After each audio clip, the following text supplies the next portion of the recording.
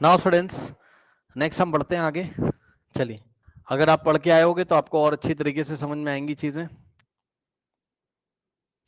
कल हमने question answer किया था और मैंने आपको जाते जाते बताया था किसके बारे में, बताइए। मैंने आपको बताया था किसके बारे में जाते जाते, मैंने आपको बताया था कि जो आपका सॉल्यूशन क्या होता है। सॉल्यूशन एक होमोजीनियस मिक्सचर होता है, याद है? सॉल्यूशन एक होमोजीनियस मिक्सचर होता है, ये बात हमने कल की क्लास में करी थी, ठीक है ना। और ध्यान से सुनिए,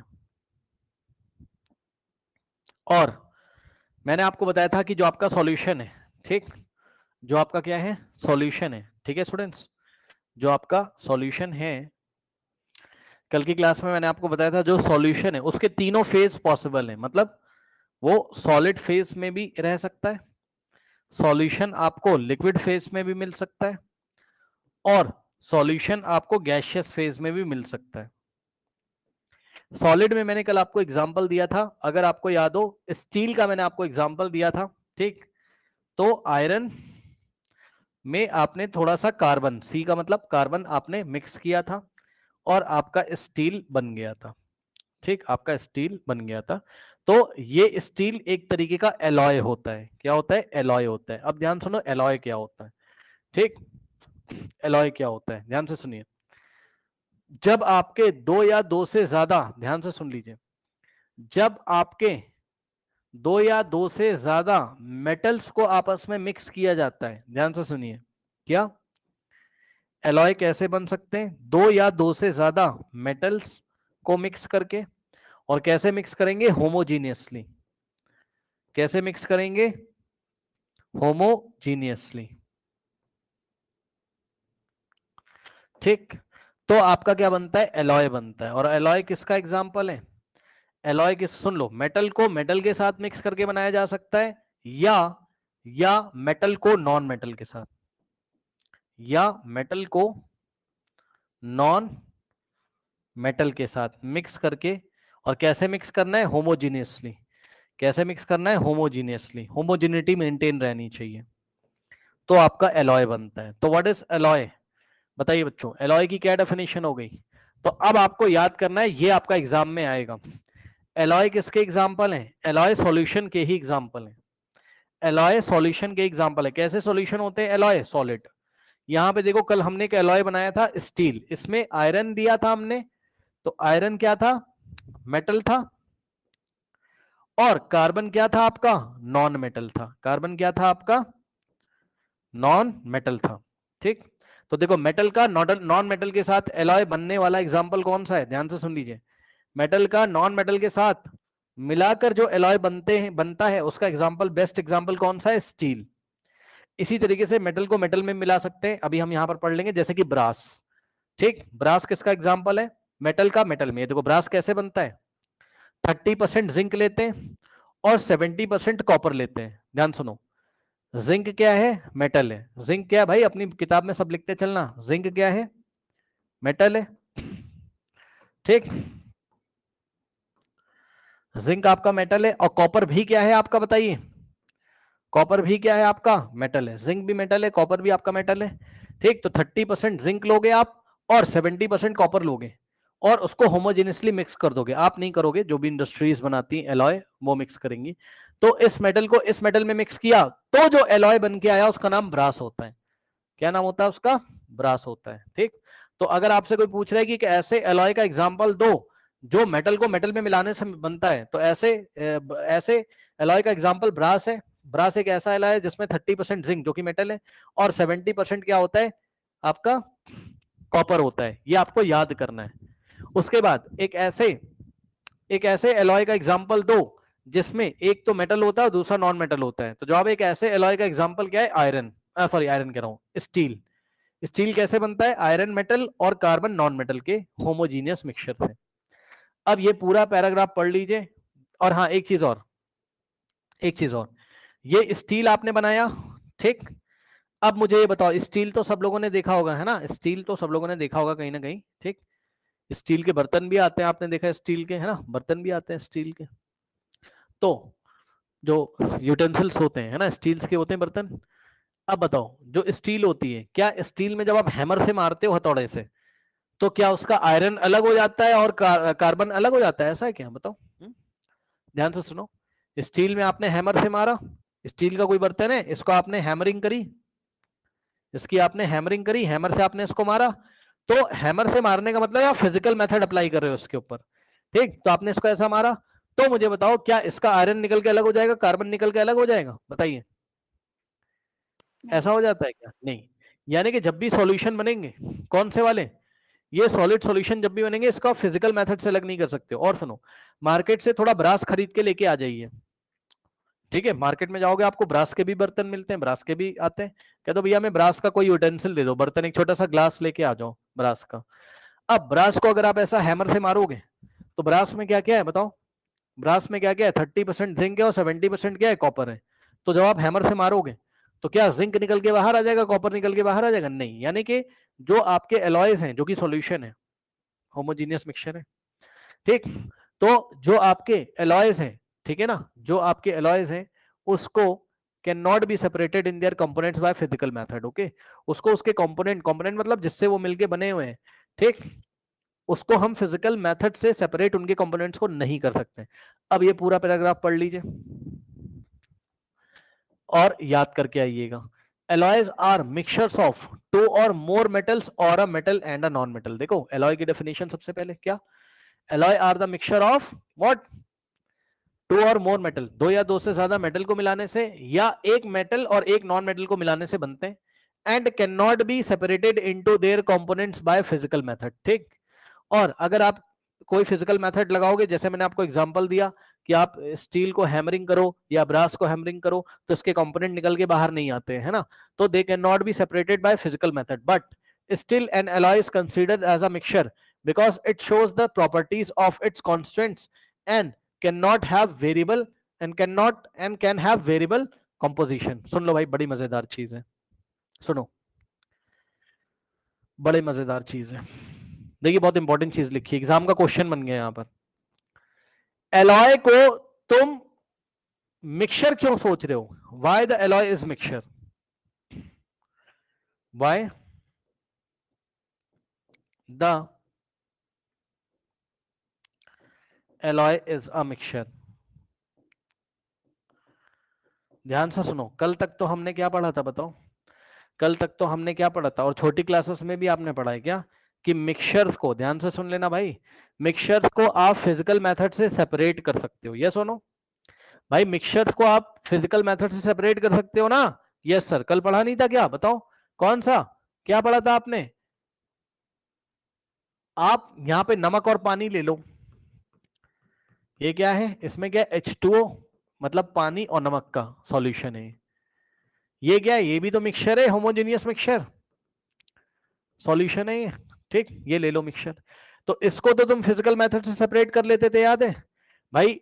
ये वाला जो मिक्सचर है तुम्हारा, है ना, इसको तो तुम फिजिकल मेथड से सेपरेट कर लेते थे, याद आया, हाँ, इवेपोरेशन करा देते थे, पानी उड़ जाता था। तो ये वाले मिक्सचर को तो तुम फिजिकल मेथड से सेपरेट करा ले रहे हो, नमक नीचे रह जाता था, याद है। ये वाले मिक्सचर को तो तुम फिजिकल मेथड से सेपरेट कर ले रहे हो, पर इस मिक्सचर को तो नहीं कर पा रहे हो ना, एलॉय को, एलॉय भी तो मिक्सचर है, तो इसको मिक्सचर क्यों बोलते हैं, ठीक।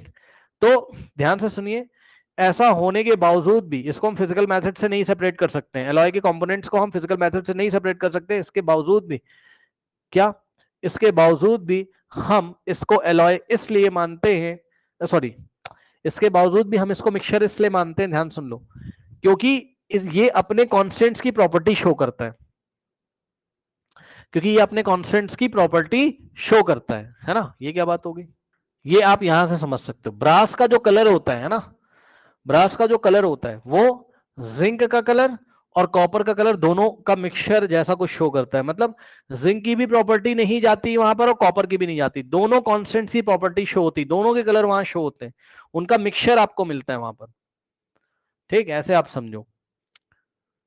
इसी तरीके से जो स्टील है, स्टील में कार्बन की भी प्रॉपर्टी मिलेगी, आयरन की भी प्रॉपर्टी मिलेगी, ध्यान से सुन लीजिए, कुछ नया कंपाउंड नहीं बन गया भाई, बड़े मजेदार चीज है ये तो, कोई केमिकल रिएक्शन नहीं हुई है सर, अजीब सी बात है, कोई केमिकल रिएक्शन नहीं हुई है यहाँ पे आयरन और कार्बन के बीच में एलॉय बनाते टाइम। और इसी तरीके से कोई केमिकल रिएक्शन नहीं हुई है किसके बीच में, जिंक और कॉपर के बीच में कोई केमिकल रिएक्शन नहीं हुई। ऐसा नहीं कि केमिकल रिएक्शन बन के कोई नया कंपाउंड बन गया एलॉय, ना ना ना ना, एलॉय बस होमोजीनियस मिक्सचर है किसका, जैसे कि ब्रास एक ऐसा एलॉय है जो होमोजीनियस मिक्सचर है जिंक और कॉपर का, यानी कि जिंक की भी प्रॉपर्टीज रहेंगी और कॉपर की भी, और इसी तरीके से स्टील में कार्बन की भी प्रॉपर्टीज रहेंगी और आयरन की भी। आप इनको फिजिकल मेथड से बस सेपरेट नहीं कर सकते हो। अब ये बात आप पढ़ लीजिएगा जो लिखी हुई है, मेरी बात को फिर से 2 क्रॉस पे सुनिएगा रिकॉर्डिंग में अगर आपको नई बात समझ। मैंने बोला कि एलॉय को मिक्सचर हम लोग इसलिए मानते हैं क्योंकि इसके जो कॉन्स्टेंट्स है इसको आप फिजिकल मेथड से सेपरेट नहीं कर सकते हो, उसके बावजूद भी इसको आप मिक्सचर मानते हो क्योंकि इसमें इसकी जो कॉन्स्टेंट्स है ना, उसकी प्रॉपर्टी ये शो करता है and can have variable composition, और इसकी कंपोजिशन वेरिएबल हो सकती है। मतलब जैसे एग्जांपल दे रहा हूं भाई, आयरन आपने लिया कितना, यहीं पे देख लो जरा, ब्रास की अलग अलग क्वालिटी हो सकती है, जैसे कि अगर आपने 30% जिंक लिया और 70% कॉपर लिया तब भी बन सकता है। और ब्रास कैसे बन सकता है, ऐसा भी तो हो सकता था, ऐसा भी तो हो सकता था। आप कॉम्पोजिशन चेंज कर सकते हो भाई यहाँ, और हमने पढ़ा है मिक्सचर्स में हम कॉम्पोजिशन चेंज कर सकते हैं। भाई मिक्सचर जब भी होते हैं उसकी कॉम्पोजिशन वेरिएबल होती है, हमने पढ़ा है कॉपर सल्फेट थोड़ा सा लो या ज्यादा सा लो। भाई 100 ml पानी में कॉपर सल्फेट आप थोड़ा सा लो या ज्यादा सा लो, मिक्सचर तो बनेगा बनेगा, यानी कि मिक्सचर की कंपोजिशन क्या कर सकती है, वेरी कर सकती है। ठीक, तो ध्यान से सुनिएगा, ब्रास भाई किसी ने क्या किया, 32% क्या ले लिया, जिंक ले लिया, क्या समस्या होगी बताओ। जिंक अगर 32% ले लिया तो कॉपर 2% डिक्रीज हो जाएगा, यानी कि कॉपर कितना हो जाएगा बताइए, 68% कॉपर हो जाएगा, क्या दिक्कत है बताओ। तो कंपोजिशन वेरी कर गई, तब भी ब्रास बनेगा, लेकिन इस ब्रास की क्वालिटी इस ब्रास की क्वालिटी से क्या होगी, अलग होगी। करेक्ट, दोनों ब्रास की क्वालिटी अलग होगी। अब मोटी मोटी बात ध्यान से सुनिए, मोटी मोटी बात यह है क्या कि ये आपको याद करना है, यहां से लेके यहां तक। एलॉय को मिक्सचर क्यों माना गया है, क्योंकि it shows the property of its constants, ये जिससे मिलके बना है उसकी प्रॉपर्टी शो करता है, and have a variable composition, और इसकी कॉम्पोजिशन वेरिएबल हो सकती है। 30% ये 70 ये ऐसा भी कर सकते हैं, 32% ये ले लें, 68% ये ले लें। ठीक, अब आप इसका स्क्रीनशॉट लेना हो, जो देखना हो देख लो, फिर मैं आपको आगे पढ़ाता हूँ। अब देखिए बच्चों ध्यान से, अ सॉल्यूशन में दो तरीके के कंपोनेंट होते हैं, क्या क्या। A solution has solvent and solute as its components. The component of the solution that dissolves the other component in it, usually the component present in the larger amount, is called solvent. The component of the solution that is dissolved in the solvent, usually present in lesser quantity, is called solute. ध्यान सुनो बच्चों, component of solution, components of solution, किसी solution के दो component होते हैं, क्या क्या, एक होता है solute, ठीक, और दूसरा क्या होता है आपका सॉल्वेंट होता है। ध्यान से सुन लो भाई, एक होता है आपका सॉल्यूट एंड दूसरा क्या होता है आपका सॉल्वेंट होता है। अब सुनो, सॉल्यूट बच्चों सुन लो, ये जो बात मैं लिखने जा रहा हूं ना इसको हमेशा मत सोचना, जनरली ऐसा होता है 99.99% चांसेस हैं, जनरली मैं लिख रहा हूं, जनरली, जनरली क्या होता है, यानी कि 99.99% चांसेस ये होते हैं, क्या होते हैं, ध्यान से सुनिए, 99.99% चांसेस ये होते हैं, क्या होते हैं, कि जो सॉल्यूट होता है वो लेसर अमाउंट में होता है। कैसा, जो लेसर अमाउंट में होगा वो सॉल्यूट कहलाता है, और जो ज्यादा अमाउंट में होता है, यानी कि लार्जर अमाउंट में होता है, जो ज्यादा अमाउंट में होता है वो क्या कहलाता है, सॉल्वेंट कहलाता है। जो लेसर अमाउंट में होगा वो सॉल्यूट होगा, जो लार्जर अमाउंट में होगा वो क्या होगा बताइए, सॉल्वेंट होगा। अब एग्जाम्पल के तौर पे ध्यान से सुनिए, एग्जाम्पल के तौर पे, है ना, एग्जाम्पल के तौर पे मान लीजिए आपने क्या बनाया, एक शुगर सॉल्यूशन बनाया।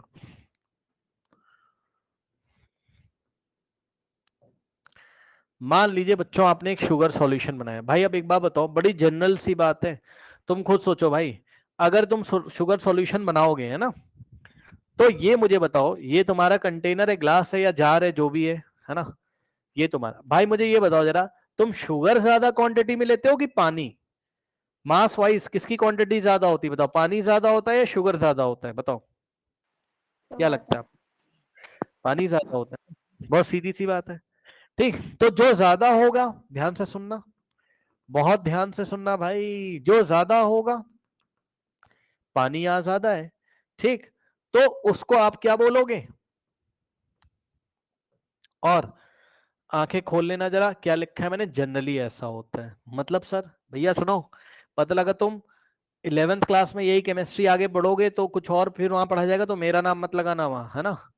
मैंने जनरली लिखा है, 99.99% चांसेस ऐसे होते हैं क्या, कि जो लेसर अमाउंट, लेकिन हमेशा ऐसा नहीं होता है ना, हमेशा कभी कभी ऐसा होता है सॉल्वेंट लेस होता है और सॉल्यूट मोर होता है। अजीब सी बात है, आपको अजीब सा लगेगा, हाँ ऐसा होता है। ये हम पढ़ेंगे कहां पर, चैप्टर का नाम है सॉल्यूशन केमिस्ट्री, क्लास 12th में। ठीक, सुनो बच्चों, वाटर, वाटर यहाँ क्या कहलाएगा, वाटर कैसा है,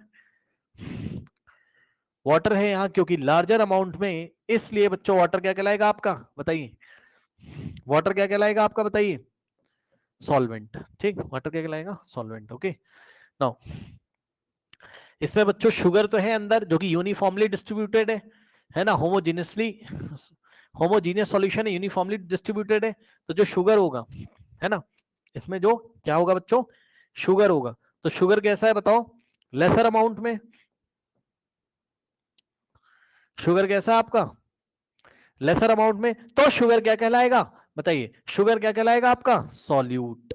कोई समस्या नहीं होनी चाहिए। ठीक, अब जरा मुझे ये बताओ, मैं आपसे सवाल पूछूं, देखते हैं भाई क्या बताओगे, पूछे सवाल, चलो देखते कौन बताएगा। हम बाजार गए और बाजार से हमने एक ब्रास का पीस खरीद के लेके आ गए। हमने क्या किया, मार्केट में गए, हमने कहा भैया एक ब्रास का पीस दे देना, है ना, मेटल्स की जो शॉप होती है वहीं पे एलॉय भी मिल जाएगा आपको। उनसे बोला भैया ब्रास का एक पीस दे देना, ये एक ब्रास का एक पीस है, ये मैं बाजार से खरीद के लेके आ गया हूं। जरा मुझे ये बताओ, इसमें सॉल्यूट कौन है और सॉल्वेंट कौन है ब्रास में, बताओ जल्दी सर बताओ। जिंक और कॉपर सब पे जिंक सॉल्यूट है। यस, जिंक इसमें सॉल्यूट है, क्योंकि जिंक, जिंक Zn से लिख रहा हूं, क्या आप पहचान जाओगे, इतना तो पढ़े लिखे होगे भाई सब बच्चे, Zn को क्या बोलते हैं, जिंक, है ना। और Cu क्या होता है आपका, बताइए, कॉपर, सही है ना। तो जिंक बच्चों होता है क्योंकि 30% लेस अमाउंट में, ये कहलाएगा सॉल्यूट। और कॉपर जो है आपका, सुन लेना ध्यान से, बहुत इंपॉर्टेंट बात बताऊंगा, जरा कान खोल के रखिएगा। 70% क्या होता है बताइए आपका, कॉपर, तो ये हो गया सॉल्वेंट, यस सर। और सॉल्यूट और सॉल्वेंट को दोनों को मिला के क्या बन गया, सॉल्यूशन। तो ये ब्रास किसका एग्जांपल है, सॉल्यूशन। कैसा सॉल्यूशन है, सॉलिड सॉल्यूशन है, यस सर। अब अब सुन लो ध्यान से भाई, सॉल्यूशन की फेज कैसी होगी, ये इस बात पे डिपेंड करता है, ध्यान से सुन लेना, सॉल्यूशन की फेज कैसी होगी ये इस बात पे डिपेंड करता है कि सॉल्वेंट कैसा है। सर सुन लो ध्यान से, मानो तो कॉपी में नोट भी कर लेना। फेज, फेज का मतलब समझते हो कि सॉलिड है कि लिक्विड है कि गैस है ना। Phase of solution is decided by phase of solution is decided by, then soon low, phase of solution is decided by, phase of solution is decided by, phase of solution is decided by the phase of solvent, the phase of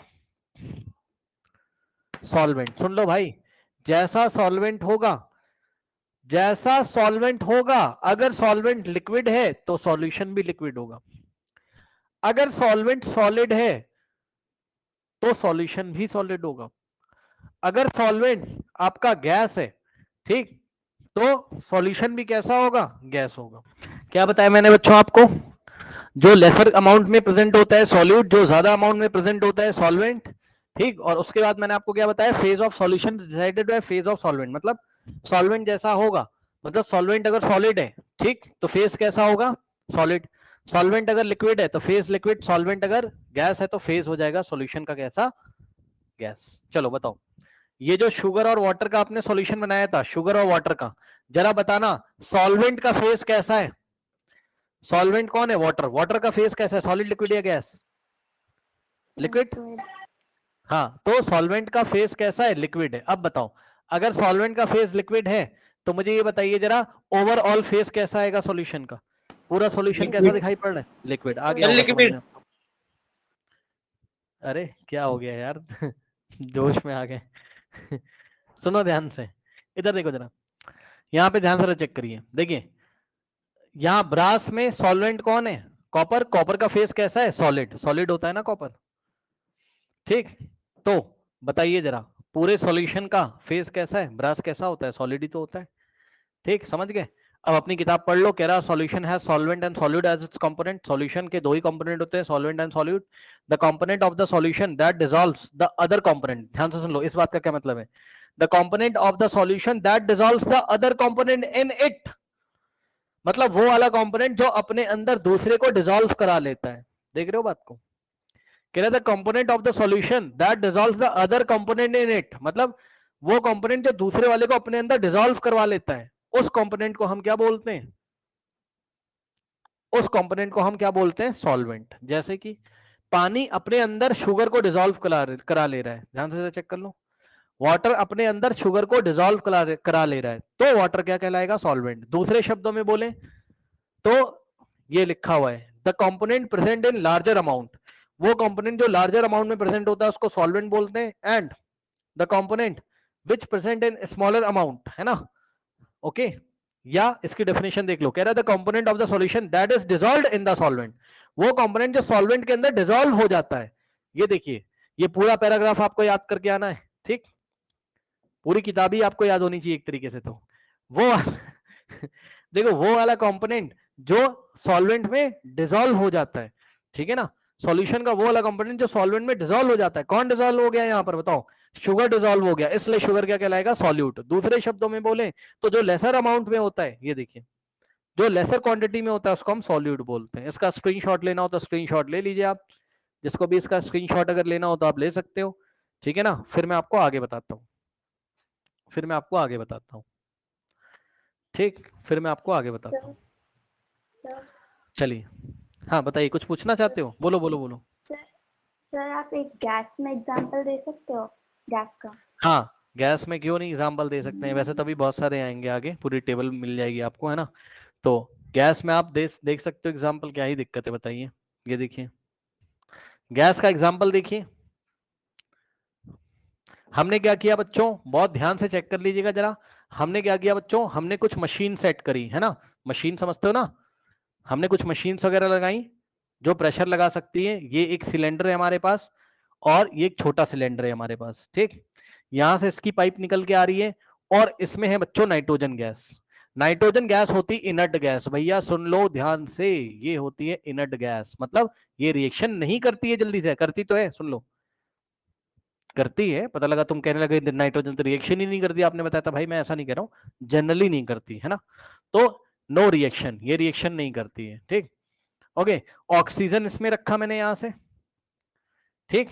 यहाँ इसमें क्या रखा मैंने, oxygen gas. Oxygen gas reactive होती है। अब हम दोनों को मिक्स करने जा रहे हैं, लेकिन ऑक्सीजन नाइट्रोजन से तब रिएक्ट करेगा ना जब नाइट्रोजन करना चाहेगा। जब तुम टेम्परेचर प्रेशर चेंज करोगे तभी रिएक्शन होगी, नहीं तो रिएक्शन नहीं होगी। तो तुमने क्या किया है, मशीनरी के थ्रू यहाँ कुछ मशीन वगैरह लगाई जो दोनों को मिक्स करके, यहाँ से ऑक्सीजन आ रही, यहाँ से नाइट्रोजन आ रही, और एक सिलेंडर नया बना लिया तुमने। अब बताओ, ये लीजिए, ये एक होमोजीनियस मिक्सचर बनेगा, ये एक होमोजीनियस मिक्सचर बनेगा सर, ये एक होमोजीनियस मिक्सचर बनेगा। किसका किसका होमोजीनियस मिक्सचर बन गया बताइए। यहाँ पे हमने 100 लीटर हमने क्या लिया था, नाइट्रोजन, और ओनली 20 लीटर हमने क्या लिया था, ऑक्सीजन। तो यहाँ पर आपको 120 लीटर का क्या मिल गया, एक होमोजीनियस सॉल्यूशन मिल गया। किसका, समझ गए होगे, नाइट्रोजन और ऑक्सीजन का। तो ये एक होमोजीनियस सॉल्यूशन बन गया गैस का, गैस में। अब मुझे ये बताइए जरा ध्यान से, इसमें सॉल्यूट कौन है, सॉल्वेंट कौन है, बोलो, कौन है सॉल्यूट, कौन है सॉल्वेंट।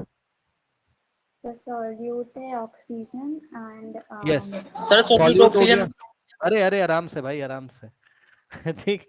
और सॉल्वेंट क्या हो गया? अब मान लो ये बात मैंने पहले बताई, मान लो, सुनो ध्यान से। देखो पता है क्या हुआ, एक बार एक बच्चे ने मेरे को बोला, वो बच्चा बेचारा एब्सेंट रहता था, मतलब एब्सेंट रहते हैं, बहुत सारे लोग एब्सेंट रहते हैं, बाद में क्लास करते हैं, जब उनको रिलैक्स होता है, जब उनको टाइम मिलता है तो कर लेते हैं। अगर सर मैं रात में 12 बजे पढ़ रहा था, अचानक से आवाज आ गई, ऐसी आवाज बीच में, रिकॉर्डिंग में वो भी आ जाती ना, तो ऐसी आवाज आ गई, वो अचानक से डर गया। चलो कोई बात नहीं। ध्यान से चेक करो, कोशिश किया करिए तो ईयरफोन वगैरह कुछ लगा के रखा करो, जिससे आवाज थोड़ी स्मूथ आती है, उसमें माइक लगा रहता है ना, डायरेक्ट आप बोलोगे तो बड़ी अजीब से आवाज आती है। चलो बहरहाल, अब यहां पर देखो जरा, नाइट्रोजन क्या है बताओ? सॉल्वेंट है ना? सॉल्वेंट। हाँ, सॉल्वेंट। सॉल्वेंट। और सुन लो भाई, जिनको अच्छी तरीके से पढ़ना हो, मैं कई बार बोलता हूँ, जो लोग रिकॉर्डिंग देख रहे हैं वो भी समझ लें। अब यहाँ दो तीन बातें बोलेंगे, अरे मेरा तो सिलेबस ही नहीं खत्म हो रहा, आप तो ये बातें बातें बता रहे हो, है ना, मेरा तो सिलेबस ही नहीं खत्म हो रहा है। भाई सुनो ध्यान से, थोड़ा आपको टाइम देना पड़ता है, सैटरडे संडे लगना पड़ता है। सर क्या सर मुझे 8 घंटे की भी स्टडी करनी पड़ती है क्या? Yes sir. Yes sir. Yes sir. Sir क्या मुझे 10 आवर्स की भी कभी कभी स्टडी करनी चाहिए हॉलीडेज में? Yes sir. अब बोलोगे पागल ही हो गए, ये कौन सी बात बता रहे हैं? भैया सुन लो, करनी पड़ती है सर। अगर तुम नहीं करोगे तो तुम्हारा टच धीरे धीरे छूटता चला जाएगा पढ़ाई से, फिर तुम एक दिन छोड़ दोगे और तुम सिर्फ एक बहाने बताओगे कि हमारे टीचर नहीं अच्छे थे, मेरे टीचर ने नहीं समझाया, मेरे स्कूल में नहीं समझ में आया, कर कुछ नहीं पाओगे, मतलब पढ़ाई में कुछ नहीं कर पाओगे, बाहर कहीं कुछ कर लोगे वो अलग बात है, ठीक है ना, पढ़ाई की फील्ड में आप कुछ कर नहीं पाओगे। ध्यान सुन लो, इसमें कंसिस्टेंसी बहुत जरूरी होती है। ठीक, सारे बच्चे बाहर खेल रहे होंगे, मजे कर रहे होंगे, आपको जैसे ही हॉलीडेज वगैरह मिला करें, है ना, मेरे ख्याल से जहां तक मैं समझ सकता हूं भाई, 8 घंटे तो बनते हैं, है ना, 8 घंटे तो हाँ सही में बनते हैं। अब मैंने आपको कई बार बोला है कि जैसे ही यहाँ पे चैप्टर आप खत्म हो रहा है यहाँ पर, है ना, दो तीन बातें मैंने बोली हैं, सब लोग ध्यान सुन लो। मैंने बोला है जैसे ही यहाँ पे चैप्टर खत्म होगा, आप मेरे से एनसीईआरटी एग्जाम्पलर की प्लेलिस्ट मांग लिया करिए, वो यूट्यूब पे अवेलेबल है, फ्री ऑफ कॉस्ट है, लेकिन आप सर्च करोगे आपको प्रॉब्लम होगी तो आप मेरे से मांग लो, मैं ग्रुप में शेयर कर दूंगा। मैंने सभी एनसीईआरटी एग्जाम्पलर रिकॉर्ड करके रखी हैं। क्या सर हमें वो करना चाहिए? Yes sir. उसमें 15 to 16 आवर्स की फिर से क्लास होती है। अब आप सब्जेक्ट में एकदम पारंगत हो जाओगे। मैं आपको बात बताता हूं, जिन बच्चों ने मेरी बात मानी है, 9th क्लास के पुराने बच्चों की बात बता रहा हूं, ठीक है, जब ये 11th में गए हैं तो यही लोग अपने सब्जेक्ट्स को चला पा रहे हैं, साइंस वाले। बाकी सबने रो दिया। रोने का मतलब है हाथ पैर फैला देते हैं। नए जो स्टूडेंट बाहर से आते हैं, मैंने अक्सर देखा है, वो क्या करते हैं, जिन्होंने ये बुक नहीं फॉलो करी है, कौन सी बुक, छोड़ो आप बुक छोड़ो, अगर आपने मेरी प्लेलिस्ट नहीं देखी है तो आपको बहुत परेशानी होने वाली क्लास 11th में। बात समझिएगा थोड़ा सा। पता है आप बोलोगे मास्टर समझा नहीं पा रहा, मेरे फिजिक्स के टीचर बहुत खराब है, स्कूल में कुछ समझ में नहीं आता है। वहां भैया यहाँ पढ़ाया गया था ना, हाँ, केमिस्ट्री तो तुम्हें यहाँ पढ़ाई गई थी बेसिक, अब तुम ढूंढ रहे हो क्लास 11th में। 11th क्लास का टीचर आपको बेस थोड़ी ना बताएगा कि क्या होता है जो मैं सारी बातें बता रहा हूँ। एग्जाम्पलर में बड़े क्वालिटी क्वेश्चंस दिए हुए हैं सर, दो तीन बातें ध्यान से सुन लीजिएगा। एग्जाम्पलर में बड़े क्वालिटी क्वेश्चंस दिए होते हैं, एग्जाम्पलर में बहुत क्वालिटी क्वेश्चंस दिए होते हैं। अब सुनो, ये जो क्वालिटी क्वेश्चंस हैं, दे आर टाइम कंज्यूमिंग। क्या है ये आपसे टाइम मांगते हैं। कैसे टाइम मांगते हैं सर? 8 घंटे का, 10 घंटे का। क्या हमें लेके बैठना चाहिए? यस सर, हमें बैठना चाहिए। ध्यान से सुन लीजिए। इससे क्या होगा सर? इससे अभी आपको बहुत बुरा लगेगा, इससे आपको पता चलेगा कब? 11th क्लास में, जब आपका एग्जाम निकलेगा ना, तब आप बोलोगे कि हाँ भाई सही बात करी थी किसी ने। अभी नहीं समझ में आएगा आपको। मेरे ख्याल से शायद आपके स्कूल में ये नहीं बोला जाता हो, मतलब कोई टीचर आपको प्रेशर नहीं देता होगा मैथ्स और साइंस में कि एग्जाम्पलर लगा के हो। हाँ, और कई सारे बच्चे तो हैं, ये देखो, इसको देखो जरा, ये क्या सोच रहा है, अरे मेरी एनसीईआरटी नहीं हो पा रही, आप एग्जाम्पलर की बात कर रहे हो, है ना। तो भाई ये सही तरीका नहीं है ना। तुम्हारी इसलिए नहीं हो पा रही क्योंकि तुमने टाइम पता है कहां दे के रखा हुआ है। ध्यान सुनो, ये देखो मैच खेलने जाता है बेवकूफ कहीं का, टाइम इसने कहां दे के रखा है, इसको क्रिकेट भी खेलना होगा, है ना, क्रिकेट खेलेगा और पबजी भी खेलेगा, सही है, इंस्टाग्राम भी चलाएगा, फेसबुक भी चलाएगा, यूट्यूब पे इसको शॉर्ट्स भी देखना है, ठीक है ना। उसके बाद मजे करने, यानी कि कोई फेस्टिवल वगैरह हो गया तो मजे भी इसको पूरे लेने। ठीक, मान लो एक दिन का फेस्टिवल है तो ये 4 दिन पहले से मजे करना स्टार्ट करेगा और 4 दिन बाद तक, यानी कि एक फेस्टिवल अगर एक मंथ में आया तो 8 दिन इसके गए। ये बच्चों वाली हरकतें छोड़ दीजिए क्लास 8 वाली, नंबर 1। नहीं तो भाई पढ़ने के लायक ही नहीं रहोगे आगे फ्यूचर में, सही बता रहा हूँ। बाकी बच्चे तो तुम बहुत अच्छे हो, लेकिन पढ़ने के लायक नहीं रहोगे। क्यों सर? सर कॉन्सेप्ट खराब हो जाएगा सर, और एक बार कॉन्सेप्ट खराब हो गया तो कुछ समझ में ही नहीं आएगा। फिर जब समझ में नहीं आएगा, बुक उठा के पीछे फेंकोगे किनारे, क्वेश्चन पेपर उठाओगे, सोचोगे बस मेरे 60% आ जाए, मैं निकल लूं, बस यहाँ से पास हो जाऊं बस। तो एग्जाम तुम क्या ही निकालोगे कोई। भाई आदत सुधार लो अपनी, सबको बोल रहा हूँ। ठीक सर, ये टाइम आपको देना पड़ेगा सर। सर आप मेरे से प्लेलिस्ट लिया करो। अच्छा अगर आपके स्कूल में टेस्ट हो गए कोई बात नहीं, टेस्ट आपने दिए मान लो एनसीईआरटी पढ़ के, कोई बात नहीं है ना। एक तो सबसे गंदी आदत, ध्यान से सुन लो क्या है पता है, सबसे गंदी आदत ये है कि सिर्फ टेस्ट में ही पढ़ेगा। वाह भाई वाह बेटा वाह। सबसे गंदी तो यही आदत है कि टेस्ट आने में भी अगर एक हफ्ते बच्चे में 7 डेज है ना, तो क्या करेगा 7 डेज पहले से पढ़ना शुरू करेगा। सबसे गंदी आदत तो यही है। ठीक, आपको डेली थोड़ा थोड़ा पढ़ना चाहिए, आपको अपने शौक से पढ़ना चाहिए, यानी कि पैशन से पढ़ना चाहिए, पैशन होना चाहिए आपका। आपको खुद सोचना चाहिए कि अच्छा ये वाला मेरा चैप्टर कंप्लीट हो गया, लॉ रिवाइज कर लेते हैं, लॉ एनसीईआरटी एग्जाम्पलर कर लेते हैं, लॉ यूट्यूब से सर से प्लेलिस्ट मांग लेते हैं, वहां से एनसीईआरटी एग्जाम्पलर कर लेते हैं, लॉ लाइन्स एंड एंगल्स का एग्जाम्पलर सर से ले लेते हैं, ये लगाते हैं चलो बैठ के, है ना। तो ऐसे करके पढ़ना चाहिए, डेली पढ़ना चाहिए। ये आदत बिल्कुल छोड़ दीजिए कि कोई घर में प्रेशर दे रहा है, टीचर प्रेशर दे रहा है और कोई आपको बोल रहा है तब आप पढ़ रहे हो, और 7 दिन पहले आप पढ़ रहे हो एग्जाम से, ये बहुत गलत बात है। या 1 डे बिफोर, कल मंडे को टेस्ट है तो सैटरडे से पढ़ना स्टार्ट करें, ये कौन सा तरीका है भाई? ये कौन सी पढ़ाई है? ये 8th क्लास वाली पढ़ाई वाली आदत छोड़ दीजिए, नहीं तो आप मतलब सही में बता रहा हूँ क्या ही होगा आपका। और सुनो, अब एक बात और बताता हूँ, 10th क्लास का जो बोर्ड एग्जाम होता है, ये सब बता देता हूँ मैं बीच बीच में। 10th क्लास का जो बोर्ड एग्जाम होता है भाई, मेरे ध्यान से सुनो, हाँ तुम्हारे टीचर भी नहीं बताएंगे चाहे तुम किसी स्कूल में पढ़ते हो। मैंने खुद रिकॉर्डिंग करी, मेरे को 4-5 साल लग गए, मैंने खुद एक एक लाइन किताब पढ़ी हुई है, सारी एग्जाम्पलर वगैरह। मैंने अक्सर देखा है बच्चों 9th क्लास से, देखो आपको लगता होगा ना, आपको लगता होगा कि ये तो टीचर है तो इसने जो बोल दिया सब कुछ सही, चाहे मेरे बारे में या कोई टीचर उचर। भाई देखो टीचर वो होता है जो रिसर्च करता है सब्जेक्ट में। एक एक लाइन मैंने एग्जाम्पलर की पढ़ी है और तैयार करी आप लोग के लिए, यूट्यूब पे सारा पड़ा हुआ है, एक एक करेक्शन मैंने उसमें किया हुआ है पूरा। और मैंने अपना एक्सपीरियंस क्या देखा भाई, वो सवाल पूछता है सर, वो सवाल पूछता है 9th क्लास का 10th क्लास में, क्या विश्वास मानोगे? आपकी केमिस्ट्री एटम्स एंड मॉलिक्यूल से सवाल उसने पूछा सल्फर के बारे में क्लास 10 बोर्ड एग्जामिनेशन में। बच्चे हाथ पे हाथ रख के बैठे हैं, बोले आया कहां से, और बड़ी कॉमन सी बात थी। तो कौन सा बच्चा कर पाया उसको? जो बच्चा कंसिस्टेंट था, जिसने स्टार्टिंग से किया था ना, मतलब जिसने पढ़ा था 9th क्लास का एग्जाम्पलर। उसमें रिवीजन करने की जरूरत नहीं होती, अगर आप एक बार पढ़ गए तुम्हें खुद ही याद आ जाएगा यार कि सल्फर की वैलेंसी जो है वेरी करती है, वगैरह वगैरह जो भी सवाल होंगे। मैं एक जस्ट बात बता रहा हूँ 10th क्लास में बोर्ड में जाएगा, बोलेगा अरे ये तो किया ही नहीं। अरे भाई एनसीईआरटी तुम्हारी रख लगाया है ना, सीबीएसई ने बोला है ना कि पढ़ के आना है, क्यों नहीं पढ़ के जाते हो? तुम्हारे टीचर नहीं बताएंगे स्कूल वाले, सुन लो ध्यान से, मैं तुमको बता रहा हूं यही सच्चाई है। आप पढ़ना शुरू कर दीजिए, अगर आप में इंप्रूवमेंट नहीं आ गया बात की बात है, मैथ और साइंस के लिए ये पढ़ना शुरू कर दीजिए आप। आपके नेक्स्ट ईयर 100 मार्क्स कहीं गए नहीं है भाई। लेकिन पता है क्या, एक दिन में नहीं होती है, ये एक दिन में नहीं होता है सर। आप मेरी क्लास देख रहे हो ना, एक क्लास, 2 क्लास मोशन की जिन्होंने करी, आपने आपको पता होगा 40-50 घंटे की तो मैंने क्लास ली है ना, एक एक चीज मैंने आपको बताई है।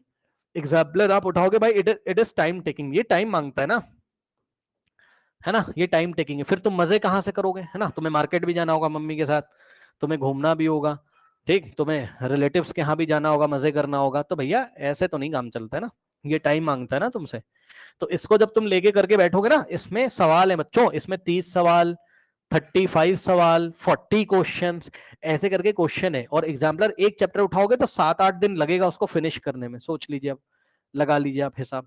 7 to 8 डेज भाई वो मांगता है आपसे डेडिकेटेड होके। आप इसको पढ़ के नहीं जाते हो। अच्छा पढ़ना नहीं है, बुक से नहीं पढ़ना है सर, किसी टीचर से पढ़ना है।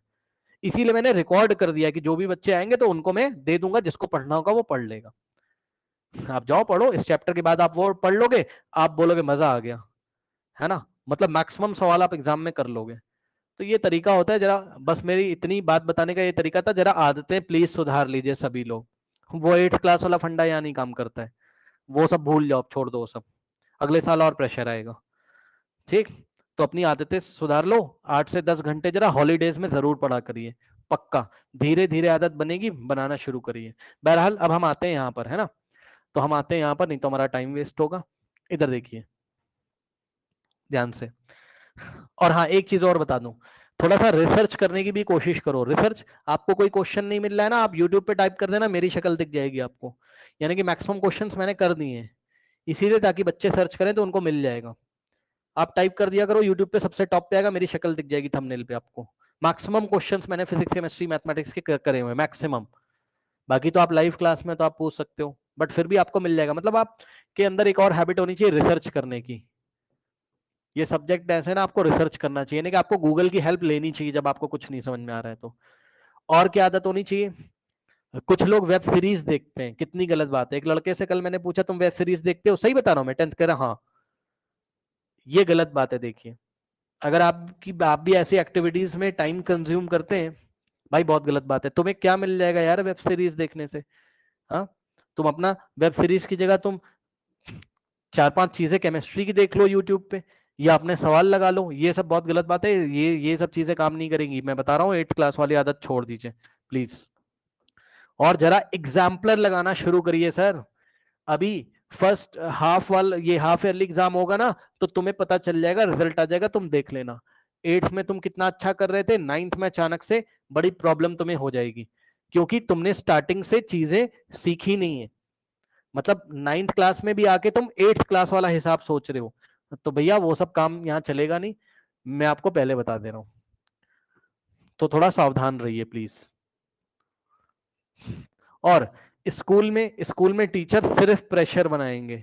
मैं लिख के आपकी कॉपी में देता हूँ, स्कूल्स में टीचर प्रेशर क्रिएट करेंगे ओनली तुम्हारे ऊपर, क्योंकि टीचर्स पे बहुत सारा प्रेशर होता है। टीचर पे प्रिंसिपल प्रेशर देगा ऊपर से कि क्या चल रहा है, रिजल्ट नहीं आ रहा है, सिलेबस नहीं करा रहे हो। टीचर तुम्हारे ऊपर प्रेशर देगा, तुम्हारे गार्जियन जाएंगे, तुम्हारी गलती निकाली जाएगी, तुम्हारे बारे में बता देंगे कि हाँ भाई ये पढ़ता नहीं है या पढ़ती नहीं है। ये सब प्रेशर क्रिएट किए जाएंगे, इनको यहाँ से सुनो और यहाँ से निकाल दो। ये रूल्स हैं दुनिया के, ये सब चलता रहता है, इसको इग्नोर करो आप। ये तो तुम्हारे साथ होगा, क्योंकि तुम ही तो फंसते हो ना बीच में। कौन फंसेगा? ना प्रिंसिपल फंसेगा, ना गार्जियन फंसेगा, ना टीचर फंसेगा। फंसोगे तुमको ही फंसा देंगे। पीटीएम होती है ना, पेरेंट्स टीचर मीटिंग, फंसा देंगे तुमको, बोलो पढ़ के नहीं आया था, इसकी गलती, पीछे बैठ के बात करता है, ये वो है ना। इसलिए तुम अपना चुपचाप पढ़ो, कोई तुम्हारी बात नहीं मानेगा। जब तुम पढ़ोगे तभी तुम्हारी बात सुनी जाएगी। मतलब तुम्हारी गलती निकालेंगे सब लोग, चाहे गलती किसी और की हो। चलो देखो, तो मेरे ख्याल से आपको बात समझ में आई होगी। भाई पढ़ना है 8 से 10 घंटे, ठीक। अब आगे सुनो, सुनो ध्यान से। यहाँ पे हॉलीडेज में और रेगुलर भी पढ़ना है, डेली भी पढ़ना है, मैक्सिमम पढ़ना है। कम सोना है सर, सोना कम है ना। कुछ लोग पढ़े हुए हैं बेचारे, रात में एक बार 8 बजे सो गया, सैटरडे को संडे उठ रहा है 10 बजे, बेवकूफ कहीं का। ये कौन सा तरीका है भाई? हाँ, ये कौन सा तरीका, 8 बजे सो के 10 बजे? अरे तुम मान लो मंथ में 4 संडेज आते हैं, 4 के चारों संडे तुमने ऐसा कर दिया, तो गया ना भाई तुम्हारा क्वालिटी टाइम। जब तुम मजे कर रहे हो ना, कोई और पढ़ रहा होगा बैठ के, और जो पढ़ रहा होगा वही आगे निकलेगा। ये सब बड़ी छोटी छोटी बातें आपको समझ में नहीं आ रहा है, लेकिन आप ध्यान दोगे तो आप सिर्फ 3 महीने ऐसा करके देख लो जैसा मैं बोल रहा हूँ। सब कुछ छोड़ के ओनली 3 मंथ्स, डायरी में लिख लो आज की डेट। 3 महीने बाद अपने आप को चेक कर लेना, तुम्हारे अंदर इंप्रूवमेंट हो जाएगा, वो तुम्हारी क्लास में खुद ही दिखने लगेगा। चेक कर लेना इस बात को। चलो, अब यहां पर ध्यान से चेक करो बच्चों, आपका सॉल्वेंट कौन है? नाइट्रोजन, जो ज्यादा मात्रा में था। और सॉल्यूट कौन है आपका? ऑक्सीजन है। ये गैस का गैस में मैंने आपको दिखा दिया। ठीक है भैया, आ जाओ। अब आ जाओ फटाफट, अपनी बुक में एक एक चीज मैं आपको बता रहा हूं, सब कुछ याद करके आना है। ध्यान से सुनो। और हाँ, एक बात और भी बताना चाहता हूँ, ये भी सुन ही लो, जब सुन रहे हो, जो लोग रिकॉर्डिंग देख रहे हैं वो भी सुन ले। भाई तुम सीनियर क्लासेस में हो, ये तुम डाइजेस्ट नहीं कर रहे हो, है ना। कहाँ हो तुम कहाँ हो? तुम हो सीनियर क्लास में सर। सर 6th क्लास नहीं है सर ये। सर सीनियर क्लासेस में क्या होता है सर? सर सीनियर क्लासेस में कोई स्पून फीडिंग नहीं कराएगा तुम्हें, है ना। कि कोई तुम्हें आंसर बता दे रहा है, एक टीचर पकड़ के लिखवा रहे हैं, बता रहे हैं कि न्यूमेरिकल। आप क्या उम्मीद लगा रहे हो? हाँ, आप तो ये उम्मीद लगा रहे हो ना कि ये वाले 10 इंपॉर्टेंट न्यूमेरिकल करके चला जाऊं एग्जाम में, और यहां से आ जाए, मेरे मार्क्स आ जाए, तो मैं राजा बाबू बन जाऊंगा। कभी नहीं, भूल जाओ बेटा कहाँ हो। 10th क्लास में तो पूछेगा भी नहीं तुम्हारी बुक से क्वेश्चन, ये भी समझ लो। तो अपनी हैबिट ऐसी बनाओ कि आप टॉपिक्स को सीख रहे हो, और जब कुछ नया सिचुएशन आ जाएगा सामने, तो आप उसको हैंडल कर सकते हो। ठीक, सब्जेक्ट को इस तरीके से पढ़िए। जैसे कि अब मैं कोई भी दो गैसेस अगर आपको दे दूं, इनर्ट गैसेस जो आपस में रिएक्शन नहीं करेंगी, जैसे मैं मिक्स करके दे दूंगा आप तुरंत बता दोगे सर होमोजीनियस मिक्सचर है, सॉल्यूशन है सर, जो कम होगा सॉल्यूट होगा, है ना। एक जस्ट में एग्जांपल, जो ज्यादा है सॉल्वेंट होगा। ऐसे करके सब्जेक्ट को पढ़ा जाता है। वो सब आदत छोड़ दो कि 10 इंपॉर्टेंट लगा लें तो फंस जाएगा, वो कुछ नहीं है सब। लखमीर सिंह एक एसचांद बुक चलती, मैंने आपको बताया, पुराने बच्चों को पता होगा, ठीक। उसमें 200-250 क्वेश्चन दिए होते हैं भाई, वो तुम्हारे लिए ही दिए गए, 9th क्लास के लिए बना हुआ है ना। बैठो पढ़ो, पढ़ोगे तो 10-10 घंटे लगेंगे, 10 घंटे देने पड़ते हैं। क्या देना चाहिए? हाँ देना चाहिए, ठीक, देना चाहिए सर, सीनियर क्लासेस है, तुम कोई बच्चे नहीं हो। तो बस मैं इतना तुम्हें बताना चाहता था, है ना। तो वो पुरानी आदतें छोड़ दीजिए, 8th क्लास में नहीं हो तुम। 8th क्लास वाली चीज भाई काम ही नहीं करेगी, फेल हो जाओगे अगले साल बोर्ड एग्जामिनेशन में। सुन लो, आपको खुद से सीखना है, चाहे आपके स्कूल में कोई पढ़ा रहा है नहीं पढ़ा रहा, आपको खुद से सीखना है। गूगल करो, यूट्यूब करो, ऑनलाइन क्लास करो, जहां से कर रहे हो करो, प्लेलिस्ट देखो, वीडियो देखो, तुम्हें खुद से सीखना है। एग्जाम्पल देखिए बच्चों, सॉल्यूशन के कह रहा, solution of sugar in water is a solid in liquid. बड़ा इंपॉर्टेंट, ध्यान से चेक कर लो बच्चों। देखो भाषा देखिए एनसीईआरटी की क्या कहते हैं। कह रहा है कि जो आपने सॉल्यूशन बनाया, शरबत, शरबत पानी और चीनी का, है ना। तो कह रहा है कि solution of sugar in water, ध्यान से सुन लो कैसे, भाषा देखिए जरा। कह रहा है sugar in water is a solid in liquid solution. भैया चेक कर लो क्या कह रहा है। कह रहा है कि ध्यान से सुन लो, देखो कह रहा है, इस पे अंडरलाइन कर लीजिएगा किताब में, कह रहा है solid in liquid solution. Solid in liquid है, सॉलिड इन लिक्विड है, मतलब लिक्विड ज्यादा है और उसमें सॉलिड डिसॉल्व हो गया है, ठीक। तो सॉलिड इन लिक्विड सॉल्यूशन का एग्जांपल है, तो ये हो गया सॉल्यूट। क्योंकि हमेशा सॉल्यूशन कैसे बनता है बच्चों, सॉल्यूशन कैसे बनता है, सॉल्यूट इन सॉल्वेंट बनता है, सॉल्यूट इन सॉल्वेंट बनता है भाई, चेक कर लो, सॉल्यूट इन सॉल्वेंट बनता है, सॉल्यूट सॉल्वेंट में डिसॉल्व हो जाएगा, ठीक। So in this solution the sugar is the solute and water is the solvent, ये बात मैं आपको बता चुका हूं। A solution of iodine in alcohol, ये देखिए बच्चों, स्टार लगा लो भैया, यही तो एग्जाम में आएगा, मतलब इंपॉर्टेंट हो गया, वेरी इंपॉर्टेंट। सुनो, आपसे क्वेश्चन क्या पूछेगा बच्चों, ध्यान से जरा सुनिएगा। आपसे बोलेगा ना कि यस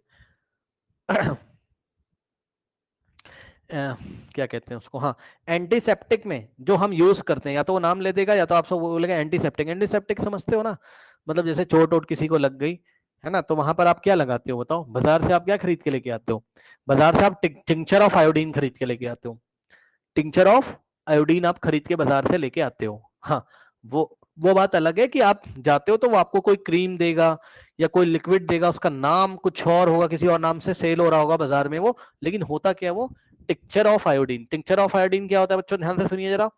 आयोडीन जो कि सॉलिड होता है, बच्चों याद कर लो, वेरी इंपॉर्टेंट, आयोडीन जो कि सॉलिड होता है उसको एल्कोहल में लेते हैं ये लोग और मिला देते हैं अच्छे से, और होमोजीनियस मिक्सचर यहां बन के तैयार हो जाता है। ध्यान से सुनिए बच्चों, ये आपने आयोडीन लिया, ठीक, ये आपने क्या लिया, आयोडीन लिया ऐसे करके, है ना, आयोडीन सॉलिड, और इसको आपने मिला दिया किसमें, इसको आपने मिला दिया किसमें बताइए, एल्कोहल में। किसने में मिला दिया बताइए, एल्कोहल में। डाल दो भाई अच्छे से और मिक्स कर दो, सॉल्यूशन बनेगा होमोजीनियस। इसी को हम टिंचर ऑफ आयोडीन बोलेंगे। अब मान लो किसी के यहाँ पे चोट लग गई हाथ पे, है ना, कट गया नाइफ से, चाकू से, ब्लेड से, तो क्या करेगा, टिंचर ऑफ आयोडीन ऐसे लगा के रखेगा वहां। क्यों? क्योंकि टिंचर ऑफ आयोडीन में जो माइक्रो ऑर्गेनिजम्स होते हैं, क्या आपको माइक्रो ऑर्गेनिजम्स पता है, यानी कि बैक्टीरिया या कोई वायरस, ठीक, ठीक, तो बैक्टीरिया की बात करते हैं ज्यादा, बैक्टीरिया वहां पर ग्रो नहीं कर पाएगा, बात समझो ना। अगर मैंने यहाँ टिंचर ऑफ आयोडीन लगा लिया तो बैक्टीरिया इसमें रिप्रोड्यूस नहीं कर पाएगा, ग्रो नहीं कर पाएगा, उसका लाइफ साइकिल नहीं चलेगा इस मीडियम में, इस सॉल्यूशन में वो अपने लाइफ साइकिल, जैसे अगर हम आपको कहां बंद कर दें, आपको एक ऐसे कमरे में बंद कर दें जिसमें खूब सारा पानी भरा हो, सोचो अजीब सी बात है, पानी में डुबा दें तुमको, सोचो, या किसी धुएंदार कमरे में, यानी कि कोई हॉल है चारों तरफ से बंद, दरवाजा, बहुत सारा स्मोक है, स्मोक धुआं, तो क्या तुम जिंदा रहोगे? नहीं। तो वही चीज है, टिंचर ऑफ आयोडीन का जो सॉल्यूशन, उसमें बैक्टीरिया जिंदा नहीं रहता है, तो इन्फेक्शन नहीं होगा तुम्हें, समझ गए नाउ। तो ये आपको याद करना है बच्चों, यहाँ आयोडीन क्या आपका सॉल्यूट है और एल्कोहल क्या है बच्चों, अल्कोहल जो कि लिक्विड होता है, इतना तो आपको पता है, वो सॉल्वेंट है। अब मुझे ये बताओ, टिंचर ऑफ आयोडीन जब बाजार से खरीद के लेके आओगे उसका फेज कैसा होगा? बताओ, टिंचर ऑफ आयोडीन जब बाजार से खरीद के लेके आओगे तो उसका फेज कैसा होगा? जल्दी बताइए। लिक्विड। हाँ, लिक्विड भी हो सकता है, हाँ लगभग लगभग लिक्विड होगा, बिल्कुल सही आप लोग ने पहचाना। वैसे तो बच्चों अलग अलग क्वालिटी का टिंचर ऑफ आयोडीन आता है, इसलिए हम ज्यादा कमेंट नहीं करेंगे। अलग अलग सर, क्रीम भी आ सकती है सर, यस सर। क्रीम थोड़ा सा सेमी सॉलिड होता है, क्यों सर? सर अगर आयोडीन की मात्रा बढ़ा दी, सोचो सोचो सोचो, अगर आयोडीन की मात्रा किसी कंपनी ने बढ़ा दी, अल्कोहल की थोड़ी कम रखी, तो थोड़ा पेस्ट जैसा नहीं बन जाएगा? आयोडीन सॉलिड वाला उसमें टच आएगा और लिक्विड वाला भी आएगा। और यदि अल्कोहल की मात्रा ज्यादा है, आयोडीन थोड़ा सा कम है, तो लिक्विड आ जाएगा वो, समझ गए? मतलब थोड़ा सा लिक्विड फील रहेगा वहां पर। बहरहाल अब यहाँ पर देखो बच्चों, ये देखिए, aerated drinks like soda water etcetera are gas in, जो सोडा वाटर होते हैं, ओके, उसमें गैस को लिक्विड में मिलाते हैं ना जो, या सॉफ्ट ड्रिंक्स जो आप पीते हो, this contains carbon dioxide as solid and water. देख रहे हो, ये मैंने आपको एग्जांपल दिया था कोल्ड ड्रिंक का, बताइए। हाँ भाई, ये बड़ा मजेदार एग्जांपल आ गया यार, है ना? ये देखो, ये कोका कोला की बोतल है, ये देखो बच्चों, ये कोका कोला की बोतल है इस तरीके से, ठीक। अब मुझे बताओ कि इसमें पानी तो होता ही है, ठीक, वाटर तो होता ही, और भी कुछ केमिकल्स होते हैं, उनकी बात आपकी बुक में नहीं करी गई है। इसमें इन्होंने क्या किया, हाई प्रेशर लगा के CO2 भर दिया, चेक कर लो, हाई प्रेशर लगा के इसमें क्या भर दिया, इसने कार्बन डाइऑक्साइड भर दिया। अब मुझे थोड़ा सा ये बताइए कि बच्चों, ये जो आपकी जो एरेटेड ड्रिंक्स हैं, जैसे कि सोडा वाटर हो गया, या कोल्ड ड्रिंक्स हो गई, सॉफ्ट ड्रिंक्स हो गई, ठीक है, ये भी होमोजीनियस सॉल्यूशन है, ये भी क्या है आपका, होमोजीनियस सॉल्यूशन है। अब मुझे जरा यहाँ पे बताओ, इसमें सॉल्यूट कौन है, सॉल्वेंट कौन है, बताओ, सॉल्यूट कौन है, सॉल्वेंट कौन है, बताओ। solute carbon dioxide and हाँ, ये सॉल्यूट है आपका क्या, CO2, एंड वाटर क्या है आपका, सॉल्वेंट है। फेज कैसा आएगा, ओवरऑल सॉल्यूशन का फेज कैसा आएगा बताइए? लिक्विड। लिक्विड आएगा, क्योंकि वाटर आपका सॉल्वेंट है, वो लिक्विड फेज में, ओवरऑल क्या आएगा, लिक्विड आएगा, ठीक। अच्छा, नेक्स्ट है, उसके बाद air is a mixture of gas in gas, शब्दों का यूज देखिए, गैस इन गैस। और यहां पर क्या था बताओ, कोल्ड ड्रिंक वाले केस में, कोल्ड ड्रिंक वाले केस में गैस इन लिक्विड था, क्या था ये?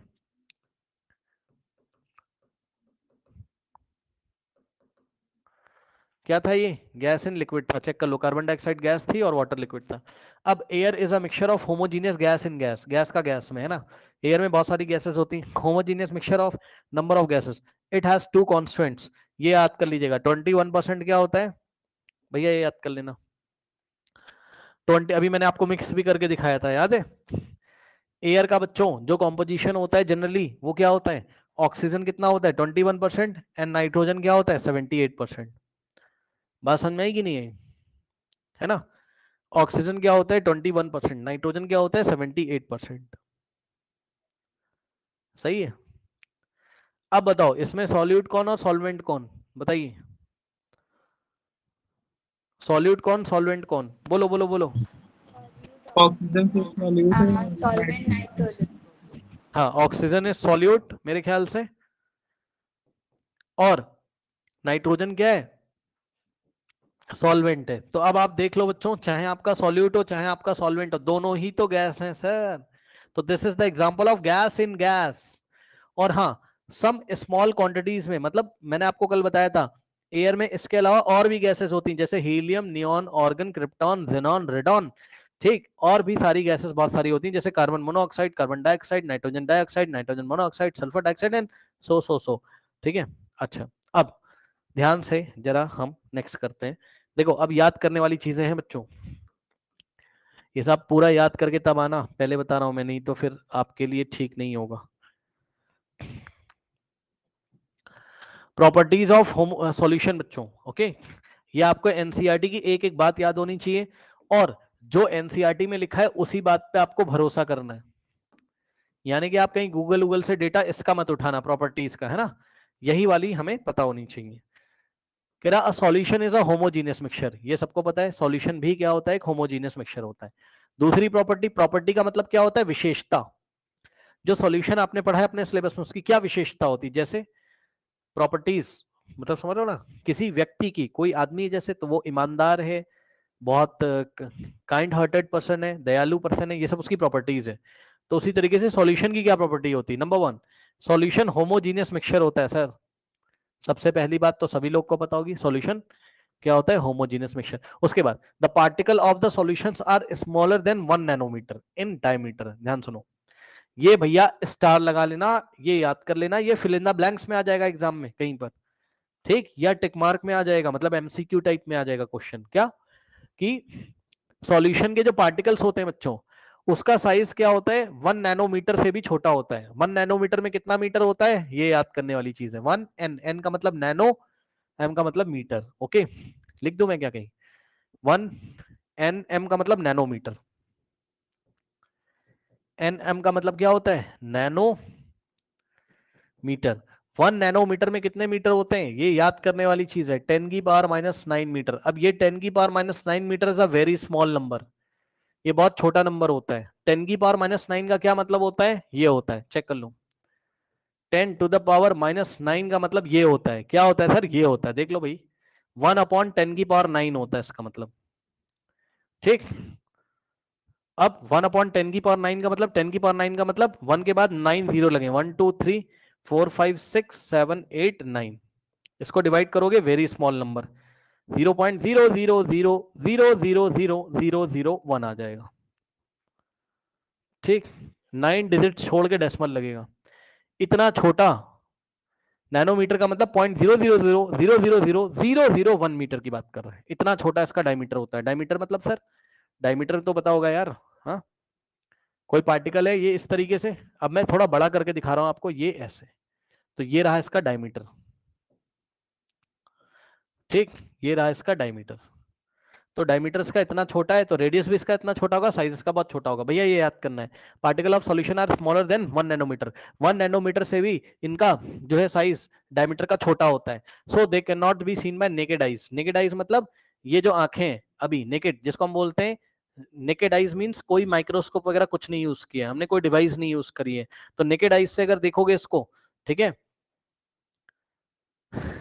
विदाउट माइक्रोस्कोप, तो ये आपको नहीं दिखाई पड़ेंगे। ध्यान से सुन लीजिए, ठीक, तो आपको नहीं दिखाई पड़ेंगे ऑब्वियसली। हाँ, तो अब मैं आपको बताता हूं एक बात, जब आप शुगर सॉल्यूशन बनाते हो, घर में बना के देख लेना, या सॉल्ट सॉल्यूशन बनाते हो, ये ऐसे आपने सॉल्यूशन बनाया, तो क्या आपको यहाँ कुछ पार्टिकल दिखते हैं आंखों से? नहीं, नहीं दिखाई पड़ेंगे। बना के देख लेना, घर में शरबत बनाओ चीनी पानी का, ठीक, पानी एकदम डिस्टिल वाटर होना चाहिए, एकदम साफ, क्योंकि पानी में कुछ पार्टिकल दिखेंगे तो बोलेगा हाँ हाँ दिख तो रहते सर। अरे भाई वो मिनरल होता है यार, जो तुम्हें दिखता है ना कभी कभी रोशनी में पार्टिकल्स कुछ, वो मिनरल्स होते हैं, मैग्नीशियम क्लोराइड, कैल्शियम क्लोराइड, वो सब होते होंगे।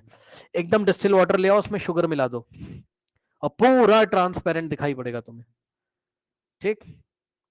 ये देखिए एक होमोजीनियस मिक्सचर है कॉलिन, लिक्विड का लिक्विड में, इसमें लिक्विड है और लिक्विड है ना,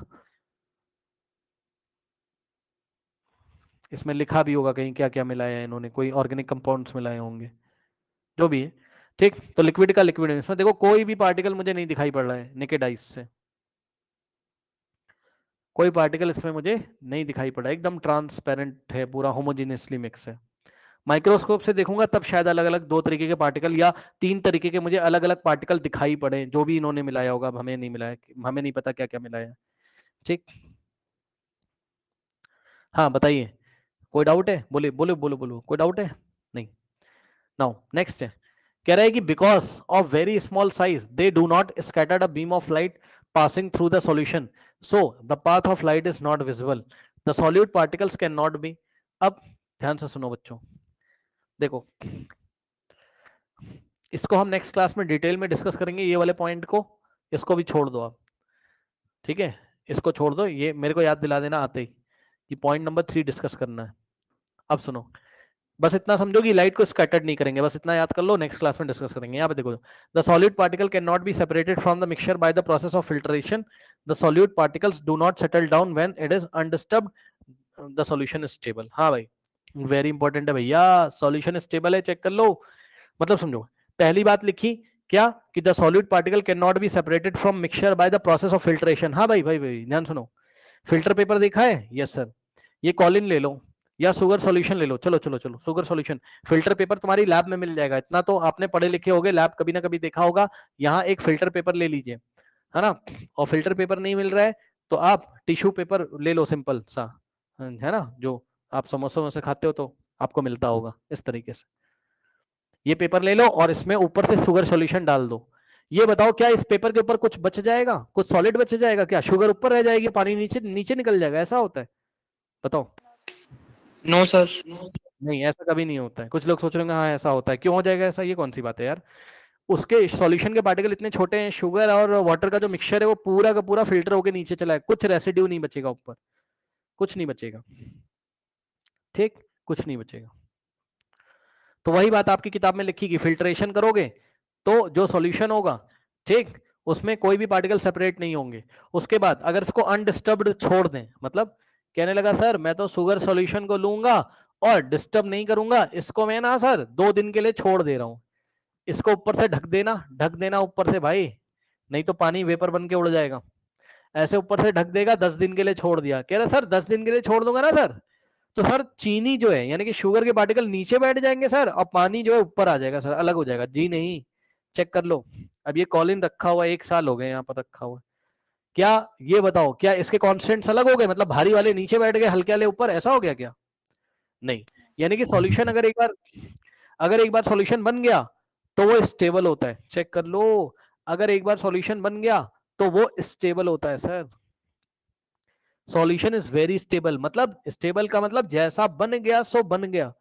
अब आप उसको 10 दिन छोड़ो, 20 साल छोड़ो, 30 साल छोड़ो, हाँ वो डिस्टर्ब नहीं। अब टिंचर ऑफ आयोडीन लिया तुमने, टिंचर ऑफ आयोडीन लेके तुम छोड़ दोगे तो क्या 10 दिन के बाद क्या आयोडीन नीचे बैठ जाएगा, एल्कोहल ऊपर आ जाएगा? ऐसा तो है नहीं।